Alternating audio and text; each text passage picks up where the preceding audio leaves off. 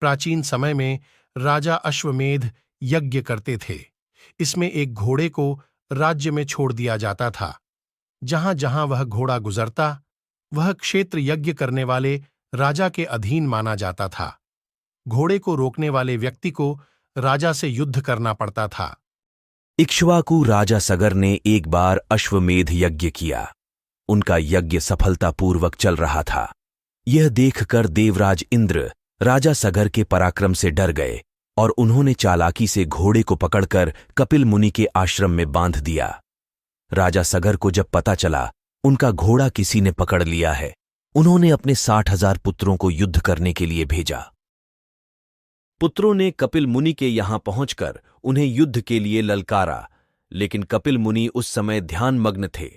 सगर पुत्रों ने उन्हें अपशब्द कहे। यह सुनकर मुनि का ध्यान भंग हो गया। वह क्रोधित होकर उन्होंने उन सभी को श्राप से भस्म कर दिया।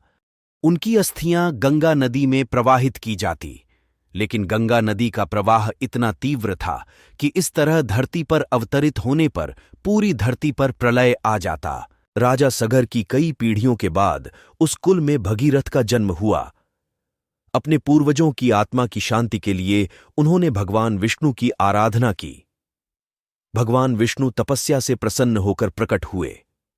भागीरथ ने भगवान विष्णु से गंगा नदी को धरती पर भेजने की प्रार्थना की, क्योंकि उनके पूर्वजों की आत्मा को तभी शांति मिल सकती थी।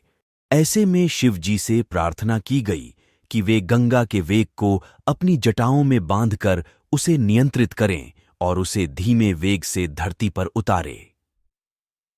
भगवान शिव ने गंगा के तेज बहाव को अपनी जटाओं के द्वारा धीमा कर दिया।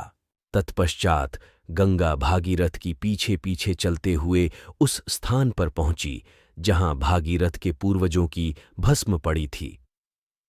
गंगा के पवित्र जल के स्पर्श से उनके पूर्वजों की आत्मा को शांति मिली। इसलिए गंगा को भागीरथी भी कहते हैं,